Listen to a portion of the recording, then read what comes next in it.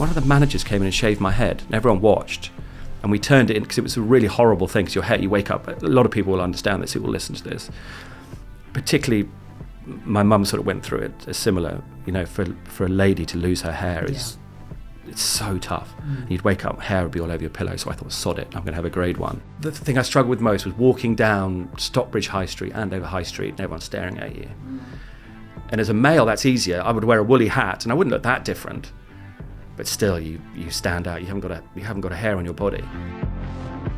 Ed Chamberlin, I'm wearing tweed for you. You look very Cheltenham.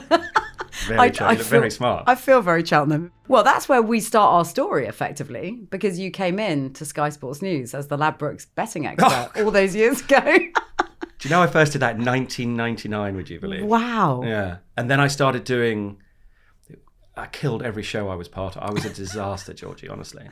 And originally it was called, what was it called? Sky Sports Centre, maybe? Yeah, Sky. It was Sports Centre. And then became 90 Minutes. And I met this whirlwind on one of the production teams called Georgie Thompson. Do you remember? I don't think you were presenting quite then. Or you were about to. I might have been doing my sort of 6-month build-up. Yeah. Which is what I had to do. I remember Kenzie, our boss at the time, pulling me to one side and saying, Tomo, go home and learn every single name of every single football club in the country. I'm like, shit, that's 92 league clubs. And he's like, go home and learn them. Didn't do a great job of that, did you? I came back. I did come back a couple of weeks later and I said, go on, quiz me. And he went, Burnley. I went, Turf Moor. Well it's like, done. You've got to be kidding. You're on air. Go on air. Well done. No, I was a disaster to start with. Every show I took part in was a disaster, failed. When Kirsty left to go to Rise, when we did 90 Minutes together. Yes. And every viewer went with her.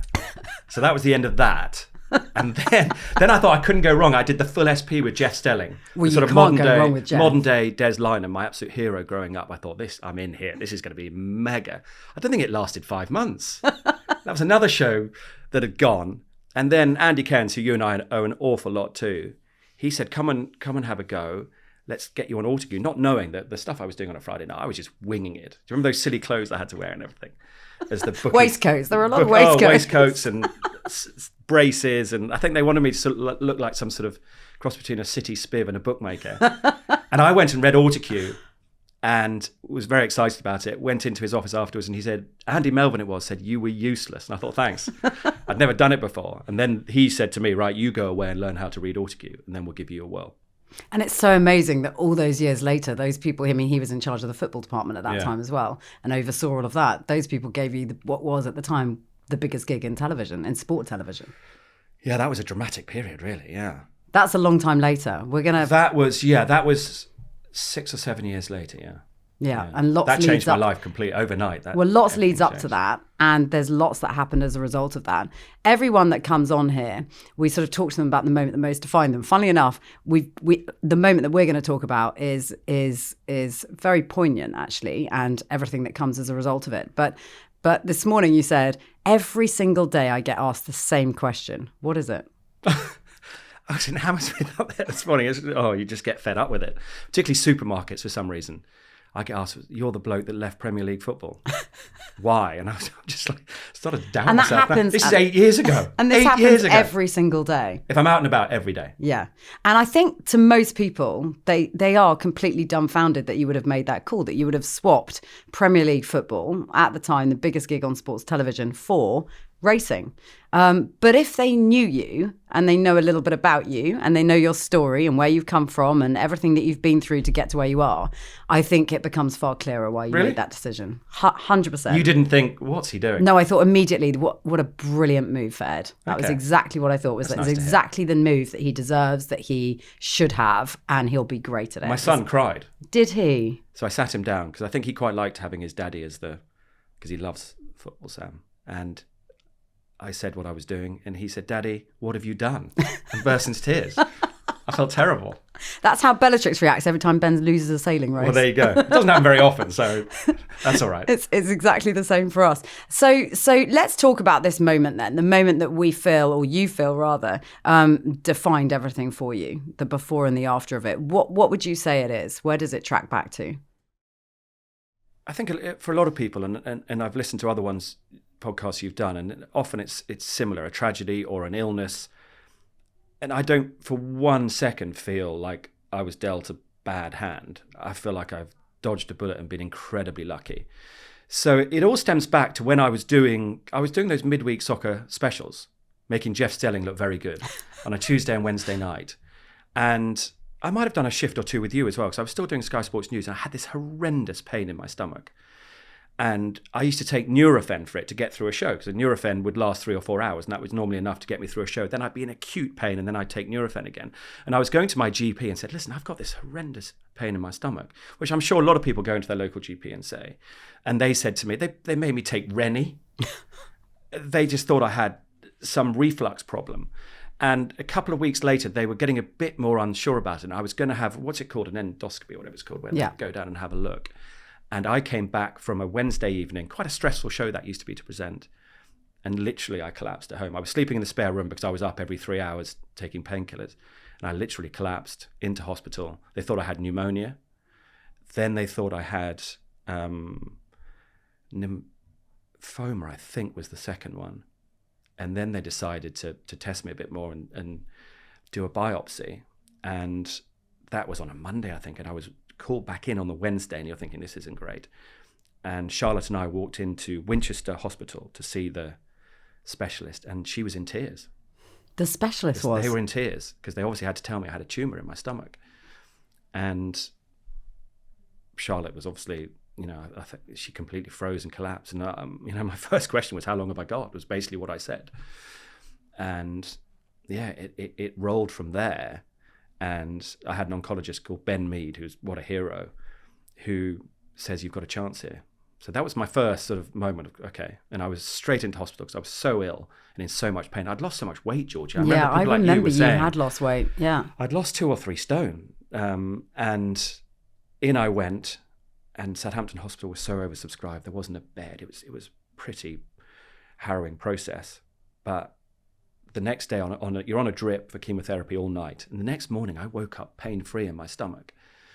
And that was a good moment, but it was pretty brutal. And I used to challenge myself in the morning to try and get a racing post from the WH Smith. Anyone who knows Southampton Hospital, on the ground floor there's WH Smith, and you try and be strong enough and you take preventative action to try and get down the stairs to get your paper, and you'd be absolutely wiped out for 3 days on chemo, and then you try and get home.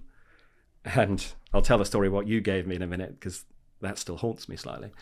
But the turning point, and this is the turning point of my life, everything, was when, and anyone everyone's been touched by cancer, haven't they? When your blood markers, mine were very elevated. When they come down, that's when there's hope. And I had 9 weeks of chemotherapy, and probably 5 or 6 weeks in, Ben Mead called me in and said, there's some good news here. Your blood markers have come down. And that's when you realize it hadn't spread, a la Lance Armstrong, if you like. And that's when I was very strong mentally at this point, because I was given a chance. Yeah. And I thought, I'm not going to miss this. And when you're involved in that journey, I was very strong from that point, very strong. For everyone around me, it was really hard. Mums, wives, we were having a baby at the time. It was much harder on them than it was on me. Of course. I knew where I had to get to, and I knew how I was going to do it. I had it all mapped out in front of me, what was going to happen. So you basically became super practical in that moment of what needed to be done and how you needed to approach it. But obviously, I had some bad moments. It was tough.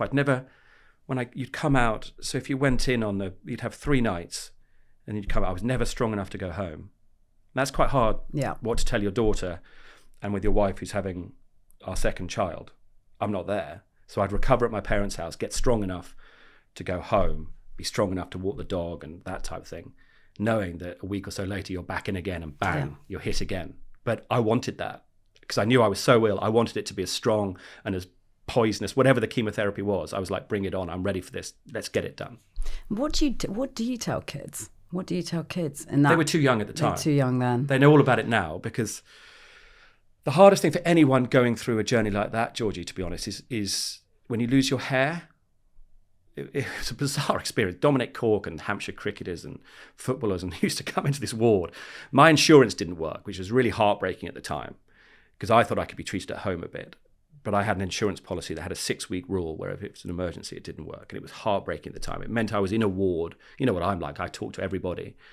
And I found it really hard, because you'd make a friend who the next morning might not be there. Oh, It was that's really heartbreaking. It was really hard. And next door was the children's ward, which is why I got involved with Well Child and all that kind of stuff, because that just broke my heart. And I remember it was one of the managers came in and shaved my head, and everyone watched. And we turned it in because it was a really horrible thing. Because your hair, you wake up. A lot of people will understand this. Who will listen to this. Particularly, my mum sort of went through it. A similar, for a lady to lose her hair is it's so tough. You'd wake up, hair would be all over your pillow. So I thought, sod it, I'm going to have a grade 1. And the hair went. And those are the pictures they look back on now. Do you find, is in some weird way, when that happens and you say, right, sod it, I'm going to have a grade 1, is that kind of, is there something in just taking control of something in that situation that you can control? Because everything else is slightly out of your control. I was sick of it happening slowly. I thought, let's just face this. Yeah. And the upside is I didn't have to shave for 7 months. I didn't have a hair on my body. The downside was you don't feel normal. You don't want, when you're in a situation like that, you don't want sympathy. The one thing I didn't want was all my Sky Sports news mates like you texting me saying, I'm so sorry this is happening. You wanted to hear cheerful things. You all did a DVD for me being silly, and it was just what I needed. All of you sending me messages because I was missing it, seeing someone else do your job. It was Ian Payne at the time was doing my job on a Tuesday and Wednesday night. That hurt. That really, really, not his fault. So you needed to be uplifted. It's the simple things, isn't it, that I guess you really miss. But the thing I struggled with most was walking down Stockbridge High Street, Andover High Street, and everyone's staring at you. And as a male, that's easier. I would wear a woolly hat, and I wouldn't look that different. But still, you stand out. You haven't got a hair on your body, and you don't feel normal. So it's hard to describe. You don't want sympathy, and everyone's saying, "Oh, poor you." You want to feel normal, and as soon as you start to feel normal again, your world changes. I hope I've explained that. Yeah, and you're also, like you just said, though, you're also a very talkative person and a very outgoing person. But during that period of time, I remember vividly you not going there and talking about this. That was something that you dealt with very privately. And when you sort of then come out the other side of that, which fortunately you absolutely did, it must have been quite jarring in a way to then place yourself back into a real world scenario again. You set yourself goals. You set yourself goals of where you need to get to. And I remember so many different things. The problem I had is this all started early in the year, January time. And I set myself a goal to be back for the start of the Premier League season it would have been beginning of August, wouldn't it? And I was on target to do that because my chemotherapy was done. It then came down to a stage where the tumour that was left in my stomach, it's a tiny, because the chemotherapy basically disperses a tumour effectively. And I think it was like it was tiny, half a centimetre in diameter. Ben Mead would say, we're just going to leave it and you'll be free to go back to work. And I remember being a little bit unsure about it myself, thinking I've still got a bit of tumour left in me. And my wife was adamant I needed to get rid of it. And they obviously scanned me and measured it. And I'm thinking, if I get the all clear, I'm going to be back at work in 3-4 weeks' time. That's what was keeping me. I was so excited. And I remember my brother-in-law dropped me off, who himself had a quadruple heart bypass. He said, Ed, good luck, mate. See you in a couple of days. I'll come and collect you. You only need to worry if you wake up in intensive care. And I'm thinking, crikey, why tell me that? Guess where I woke up? God. Because rewinding to when they'd done the biopsy, they'd clipped my bowel and it had all gone wrong and my stomach was in a mess, infected. I had all sorts of problems. So I woke up in intensive care and that was a big setback. So I was in a bad way. I couldn't take anything on board. I was quite proud of the fact I think I had one of the longest stays in intensive care history at Southampton Hospital of 10 days. And I remain, and I asked them the other day, the only person who's had a television in there for the Champions League final. Liverpool were in the Champions League final that year, and I watched it in intensive care, which is an absolute no-no. I'd love to remember the name of the lady who looked after intensive care. She'd be one of the greatest human beings. If anyone listening to this knows who that lady was in 2009, 2010, she's one of the greatest human beings I've ever experienced. She kept me going. She snuck a television in. Liverpool got thumped that night, but it was such a lift for me. And it was then a big recovery because I couldn't lift. Sam had been born. I couldn't lift him up. That was a really difficult time when I was set back from having that strong mentality of thinking I'm going to come back here. That set me back another 2 or 3 months. So how did you build yourself back up again? And then, like you said, you were worried that you came back too soon. I did come back too soon. I was so desperate to come back. I wanted to be back to start the season. And I came back, I was so weak. My hair hadn't come back properly. And it's intense. You used to stroke my what head. You're doing my hair intense. was like cashmere. I remember there was great novelty. And again, that cheered you up. And I remember I went back on Sky Sports News on that 10 to 3 shift, I think it was. I was far from ready. And my great mate, Bruce Millington, had written an article. God, it makes me emotional just thinking about it. Oh.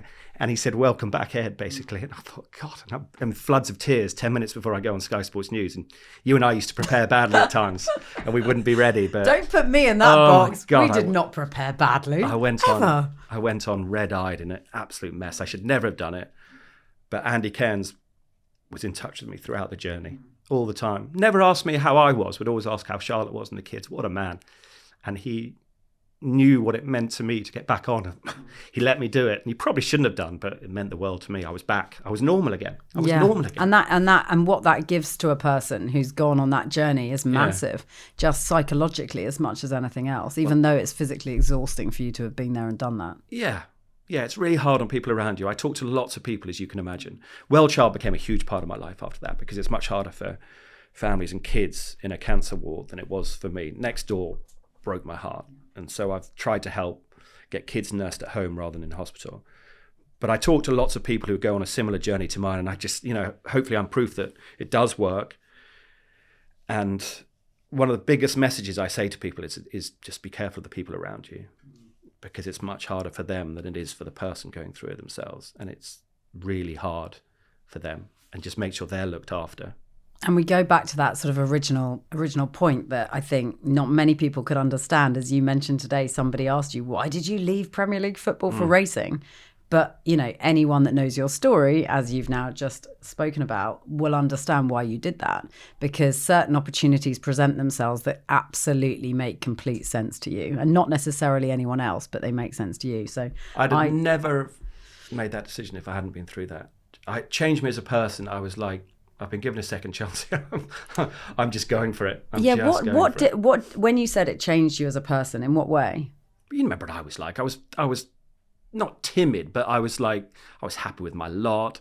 Or I'd had all those shows that had failed dismally. We were flying along. And when I got the job on Super Sunday and Monday Night Football, I rode an unbelievable wave for 6 years. I mean, we were flying. It was an amazing time. Admittedly, I was flying on Gary Neville's wings for most of it. I mean, one of the things you do say is that, you got broken the news. The good news was you've got the gig. The bad news is that you get to work with Gary Neville every day. Yeah. That was in the... Who we love, by the way. Yeah, I went into the boss's office. I thought I had no chance of getting the job initially. Honestly, no chance. I was 14-1 with Paddy Power. Do you think there's some of that nonchalance about whether you felt no chance of getting it? Actually, that gave you something extra above and beyond the others. But I'd never done desperate for it. I did Fulham Newcastle on a Tuesday night because the whole thing happened very quickly with Richard Keys resigning and Andy Gray being sacked. The whole thing happened very quickly. And I was thrust into it from I'd never done a game of live football in my life. I went to Fulham Newcastle and made an absolute mess of it. But I was like, you can see my attitude. Before, I'd have been absolutely terrified. I was like, great, sod it, let's go for it. This is fun. What an opportunity. And I thought I had no chance. And then my second game wasn't great either. I did the North East Derby. So were you on was it like a 3-game trial? It was like I feel like there was a sort of a trial period. It couldn't really it was called Presenter Idol in the papers. It had pictures of us. Jonesy, me, Ben Shepherd, and everyone thought they'd give it to Lineker at the time. And I was 14-1. I thought, I've got no chance. And then my third game was... I've commentated over 14-1s. This isn't going to work out. My third game was the Manchester Derby, the Rooney overhead kick game. And I had a row with Mike Summerby in the studio. And I think Sky probably thought he's got something about him. And my game started getting better. And I said to some of my mates, I'm not a 14-1 chance here. And a few of them had a few quid on. So that day I was called into the office. They were obviously delighted. But the boss at Sky said, yeah, I've got good news and bad news. I took the good news first. Go on, what was it? Describe it. You're now the face of Super Sunday and Monday Night Football. And I thought, wow, great. Again, before my illness, I'd have probably thought, oh, how terrifying. I was like, great, fantastic, what an opportunity. And the first thing was, that's great for the mortgage. We can move house, which is exactly what we did. Again, different attitude you talk about. And then I said, go on then, what's the bad news? And he said, you're going to be working with Gary Neville. And this is another of those life-changing moments for me, because at the time I thought, oh, no. I'd done a game with him at Blackburn. We hated each other. Well, I hated him anyway. He was a nightmare. And he's the most unpopular player in Premier League history. I thought, this is going to be a disaster. And then all summer we got together and spent time together, and I just loved him from the moment I met him. He just swept me along, and we famously, he had that touch screen that he had delivered to his house, and we'd go into the studio at Sky, and I was working with Scott Melvin and Duncan East, two of the greatest people I've worked with. And I just went on this incredible journey. I learned so much, Georgie. What did you learn mostly from him? Because I agree with you. I think he's a very complex and brilliant person. But what did you take most from him? Hard work. At the end of the day, he could have been a county cricketer, really. Super talented, but not mega talented, someone who's going to play 85 times for England. And he just got every last bit of ability out of himself. But when it came to work, the Sky Sports News days, yes, we worked hard, but we knew how to enjoy ourselves, didn't we? Yeah. He just had a totally different mindset to what we had. And if you're going to do something, you do it to the absolute max. We'd be in that studio on a summer afternoon. We weren't starting until whenever it was, first week in August. And we were in there relentlessly. I'd be absolutely out on my feet thinking, God, I could do with a beer, And I'd be thinking, we must stop soon. And Nev would at it, well, no, let's do it again and again and again and again and again. And I just learned from that. And I thought, suddenly, right, I'm going to get every last bit of myself, the ability I had to do it to the best that I possibly could, which is a different mindset suddenly. And I started working really hard and thinking I can do more.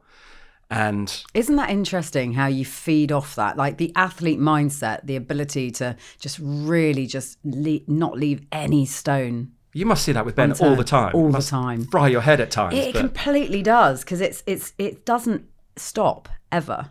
So it is just non-stop attention to detail. What time does he get up? Because Gary Neville used to get up at about 4 o'clock in the morning. Yeah, but Ben, like for instance, the last 10 days he's been in LA, New Zealand, San Francisco, and back to London again, and then to the States again on Friday. But all in the pursuit of just getting stuff done. Yeah. And he just doesn't think twice about doing it. It's not even a consideration that he might get tired at some point or might need a break or whatever else. And then he was in the gym the other day trying out a high rock session. I'm like, what are you doing? You are not like 25 anymore. What are you doing? And yeah, he's completely broken on the sofa at 8 p.m. and it's such a pain. That's how you're the but best. That's how you get to be that person. So Nev would, he'd get up at 4 or 5 o'clock in the morning. He'd have WhatsApps, emails, just relentless. But I also really enjoyed it. We had fun at the same time. And that's how any presenter and pundit working together, because we were thrown in, the pair of us, have a glass of wine together, chat, get to know each other. And so you found out you have more in common than you realised. We both wanted the same goal. We both knew we were in at the deep end and they weren't going to like us to start with. And that first game we did, Man City, Swansea. Why did you think they weren't going to like you to start with? Because did you use that as a fuel? The guys we'd been following had done it for 20 years. They were iconic. And Nev was so unpopular. And I was so green behind the ears. I mean, wasn't ready, really. But we were in good hands, I say, with Eastie and Scott Melvin and the team we had. But that first night was terrible. Man City, Swansea, I've watched it back. It was awful. Culminating in Nev's interview with Roberto Mancini. Hiya, Roberto. But you didn't expect to be interviewed by me. And oh my God, the whole thing was just horrendous. I still remember my wife calling me on the way down to Hampshire afterwards, driving back to Southampton. And she says, darling, you're trending globally, which I didn't really know what that meant in those days. And I said, oh, that sounds good. No. She said, no, it's not good.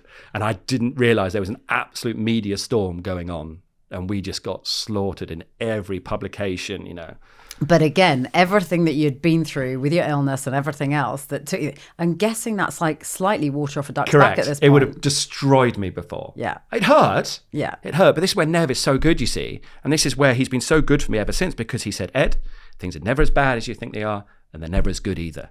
And we'll prove them wrong.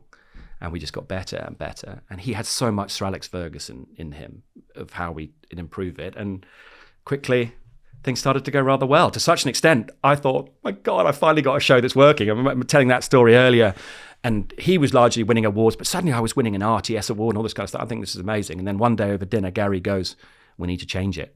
And I'm like, no way in the world am I changing this. This is the best experience of my life. He said, no, we need to change it. Because whenever Man United won the league, Fergie would say, right, we'll get rid of Yap Stam, Roy Keane, head of sports science, whatever it was, to go again. And Gary wanted to go again. I didn't. I was happy sailing along because, I'm not a serial winner, am I? I'm not anything at that elite level, but he wanted to change it. And he wanted to bring in Carragher. And I thought, that's the And worst. so how did that all happen then? So he thought, this is how we need to do it. This is how we need to change it, knowing full well that was then going to create a completely different That's what he dynamic. wanted. And the guys behind the scenes were a big part of that as well. Yeah. The Melvins and these guys. And I was the cautious one, thinking, don't be silly. And I just remember that when we announced it, I had death threats. And because people love Monday Night Football at this point. I had death threats and all sorts. And people, loads of people saying, you're going to need a translator for that Scouser. And because he wasn't particularly popular either, was he? And I was opposed to it, I'll be honest with you. I didn't have the foresight. And what a brilliant move it was. I mean, another person I've learned so much from. Very special human being, Jamie. And yeah, what do you take from him? Like you say, him and Gary are not dissimilar, but they're not totally alike either. I knew from the first day they met, Carragher came in to have a look around. I just knew it would work. And everyone was talking about how they'll hate each other. They saw eye to eye from the off. They disagreed, but they disagreed in a really good way. They were dynamite from the off. I just knew. I thought, oh, God, he's done it again. He's right. And it made my life so easy. Suddenly, I like to take a back seat. I never, ever want it to be about me, and nor should any presenter ever. It was just heaven. I think that's the number one rule, especially when you're presenting content which is for the fan base. So even news content or sports content, it can't be about that. Exactly. And with Gary, I'd have to do quite a lot of driving.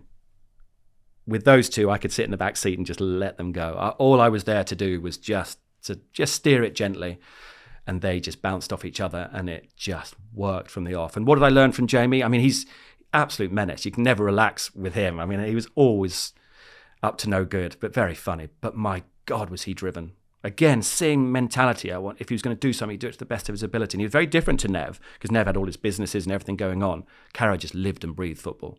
Absolute encyclopaedia, relentless in his desire for Monday Night Football to work. And he'd be on to you all week. I mean, my mates thought I drifted into the studio and 6 o'clock on air at 7 and talk about football all week, those two, all week, non-stop. You could never escape, which I loved. I really enjoyed it. But it was a relentless time. I mean, like you say, you did it for, what did you do, 6, 7 years? I did it for 6 years, 6 years. It's relentless. You're up and down many different grounds in the country, many different sort of, studio scenarios and everything else. You've gone into that off the back of feeling very, very low and having to rebuild. And like you said, you came back a little bit too soon. I couldn't believe it. But did you have to, were there moments where you had to sort of check yourself just to look after yourself? Because it's relentless, that kind of a gig. You're non-stop. A little bit, because I still get checkups now, and you did, off the back of it, that chemotherapy is vicious, and it does affect you. And my lungs are terrible. I have to be very careful with my voice. I lose my voice very easily because it destroyed my lungs, and you'd get very tired. But that was far, far outweighed, Georgie, by the fact I'd sit in the chair at Old Trafford, at Arsenal, at Man City, and just think, how lucky am I? Yeah. How lucky am I? Look what I'm doing. Look where I was. And things would come back into your mind of hospital beds and scanning machines and being told bad news. And there I was presenting football. And football to me wasn't the end of the world. It really wasn't. It was the end of the world when Southampton were promoted and kept losing with me presenting. That felt like the end of the world. But then again, it wasn't. I didn't really care. And I know I did care, but I had life in the row. I had my priorities right, which meant I think maybe I presented better. I don't know, but I absolutely loved it. I just felt so lucky, 1, to be alive, and 2, to be doing that. Traveling the country, you say, it's a joy to go to all these amazing football matches and be presenting Sunday afternoons and Monday nights. It was an unbelievable journey. And then, I decided to give it up. And that's the thing, isn't it? You have this, you're riding this unbelievable wave with 2 incredible pundits. You've got a great thing going on, a great show going on. It's sort of top of the charts. Everyone thinks it's fabulous. And then racing comes along and says, lures you over to a different channel with a different sport in mind. But of course, what people forget is it's your first love. Yes and no.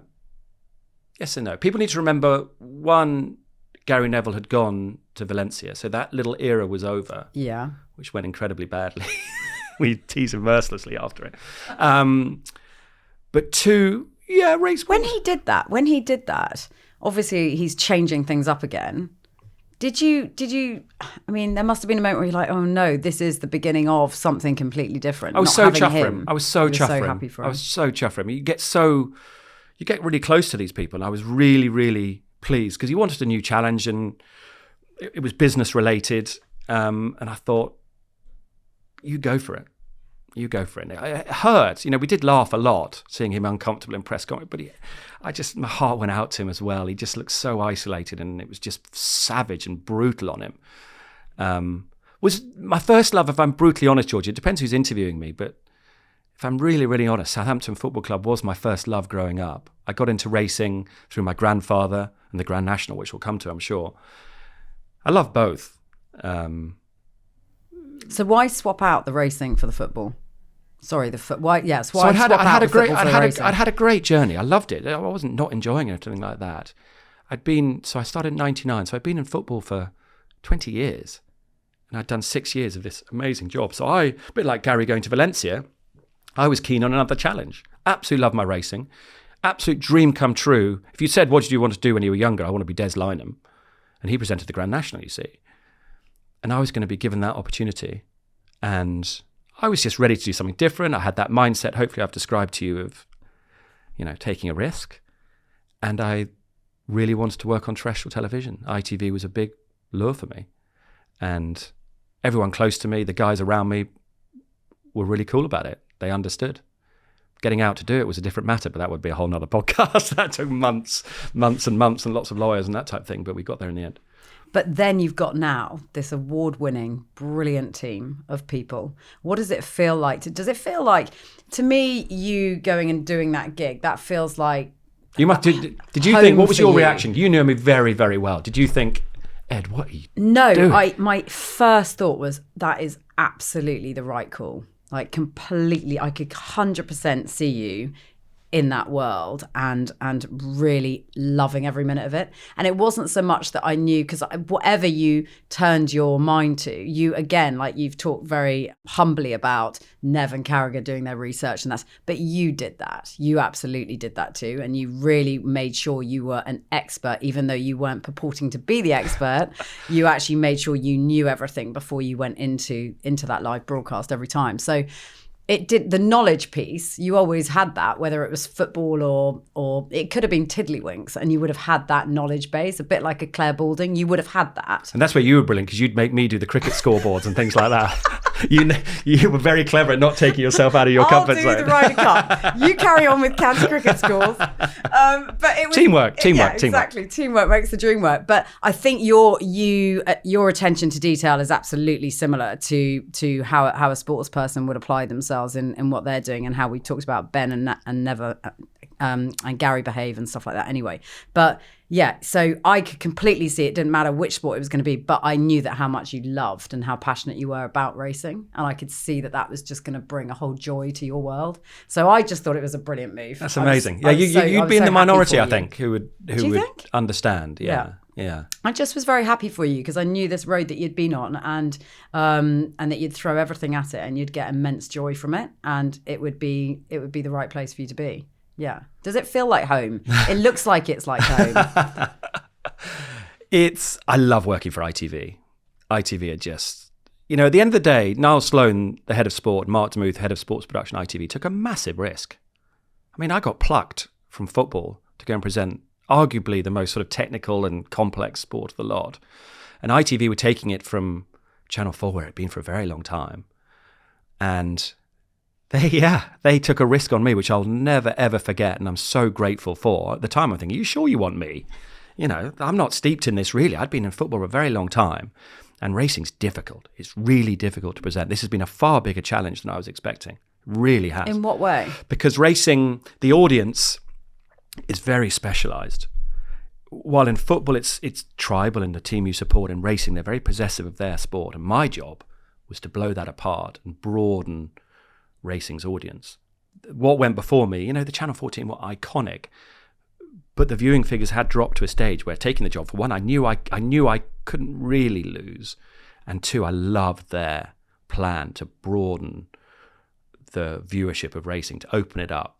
And my job really from day one was to make horse racing relevant and relatable to a big audience. We were very lucky. We built up a quite a big audience quite quickly. When did you know that you'd sort of got to a sweet spot?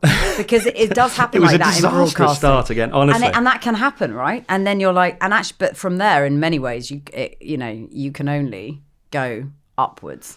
But when did you know there was that magic moment where you thought, oh, we've cracked this, we've got this? It took a while. Our first broadcast was Cheltenham New Year's Day 2017. Honestly, Georgie, it didn't go to plan. It was in a monsoon to start with, and we got, a bit like my first Monday Night Football, we got absolutely slated for it. Giles Smith in the Times described me as about as exciting as a self-assembly chest of drawers from IKEA, which is quite hard to take. So you then get predictable text from Nev saying that's a bit harsh on the chest of drawers, followed up by a message saying, remember, things are never as bad as you think they are, never as good. And I remember walking on Andover High Street with the kids and people saying, Ed, you were rubbish, and all that. It was really brutal. But again, what was important, I'm very good at when I leave work, I leave it behind. And I knew we were onto something. I knew we had a really good team, which I'd helped put together. And I was very much at the forefront, which I wasn't really on Monday Night Football, to be honest. I wasn't really the driving force. Those brilliant people I've described were. Well, at ITV Racing, I was empowered. That was not my team, but I was asked who I wanted and this type thing.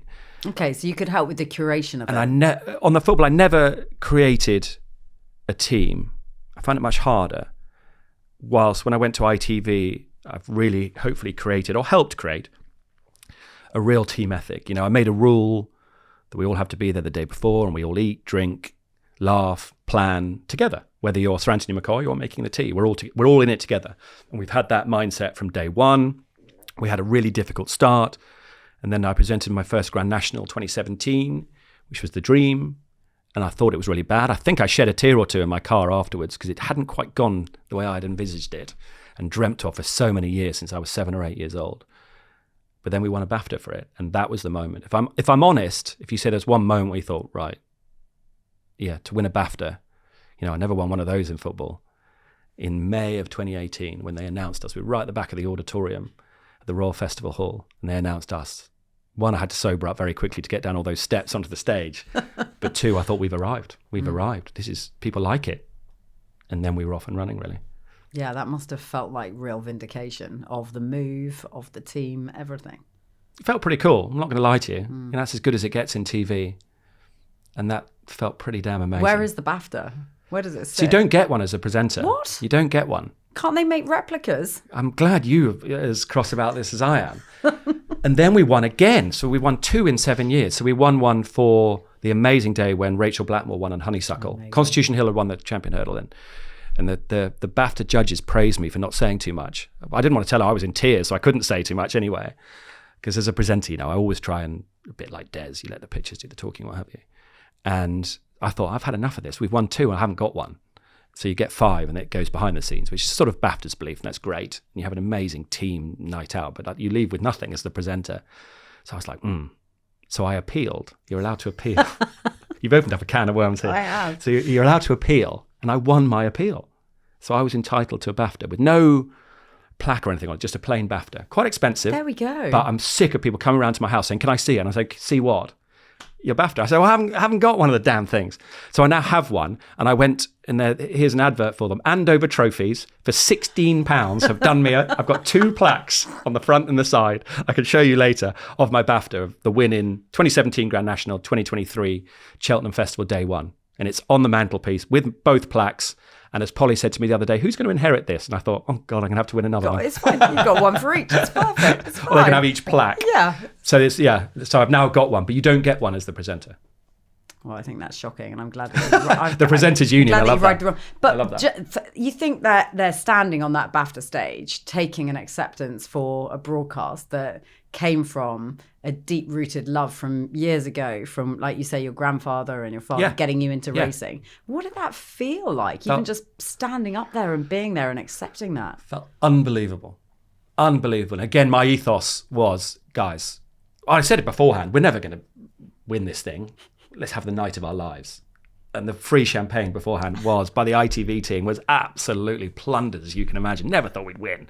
And then afterwards, it's like, we're never going to do this again, so let's have the night of our lives. I remember walking back on the banks of the Thames. With remember walking back. Sir Anthony McCoy, who doesn't drink, was still going at 4:00 in the morning. Still, I mean, just the greatest night. And I went back to the hotel ITV had booked me. Didn't sleep a wink. I was on the 6:30 train back to Hampshire, just floating. Absolutely floating.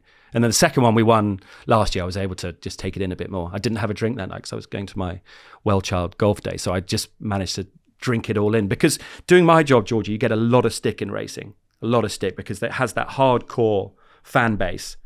And there's Racing TV, which is a subscription channel. It has about 60, 65 subscribers. And that's your hardcore racing. I broadcast to 1 million people, 800,000 on an average Saturday. Grand National 6 million, Gold Cup 1.8. And that's your challenge. So if you look at that audience on a conveyor belt from that hardcore to someone who watches once a year, and then the Ainsleys who probably dip in for Cheltenham, you've got to try and keep... What are you trying to say? You've got to try and keep... Fair weather racing fans. The challenge for you as a presenter, and you should think about this, how you do it. How do you keep that vast array, that full stretch on that conveyor belt happy watching a broadcast? Yeah. It's not like football where you've got 90 minutes of action, a couple of minutes of talking. We have 2 minutes of action, half an hour of talking and entertaining on an entertainment channel, ITV. That's challenging. Whether we get it right or not, I'm not sure, but we have a lot of people watching. But such a big part of that is the team, is the assembled team and who you work with. You'd love our team. You'd love our team. I think that's the thing. Like, actually, that's what really is when you know you're winning. When you look around you and every single person is bringing something different to the party, and collectively, it's the full package. So when you look at the likes of Francesca and AP and whoever you've got in your midst, you must be. This cannot not work. There's that, but it's more behind the scenes, really. My America's Cup team, if you like, we're so reliant on the guys behind the camera. When I used to do the football, you used to ring up, you used to get rung on a Tuesday and be told, be asked, what do you want? Travel for the weekend? Where do you want to stay? Blah, blah, blah. With ITV, they all come too. And they are such a big part of our team. And describing 6 o'clock the night before Cheltenham, for example, we've got a conference room at the hotel we stay in. There would be, crikey, 60, 70 of us, all of us in the room together, make a little speech. You know, we're all in this together. And the guys behind the scenes, my 2 editors, Paul Cooper, Richard Willoughby, the director, Paul McNamara, Tim Good, and all these guys are like family. And people ask me, what's your motivation when you're presenting? It's a strange thing to say. I don't want to let them down. Yeah, 100%. Does that make sense? Yeah, totally. You want to I know I'm speaking to a lot of people, but I'm so fond of my team, my ITV family. I don't want to let them down, which is sometimes why I feel my heart beating out of my chest sometimes, because I know what someone's put into a VT, as we call them, and I've been doing the link into it. I could spoil it by messing up my link into it. I just don't want to let them down, which means I'm always working with words and all these different things, and it spurs me on. Brilliant, Ed. It's been so nice talking to you. It's just been lovely to see you. It's been like chatting with a friend over coffee. I'm sorry that everyone keeps jumping on you going, why are you not doing the football? Whenever you step out of a Hammersmith's podcast studio. But that's just your life these days. I'm used to it now, thankfully. Oh, thank you. Thank you for having me.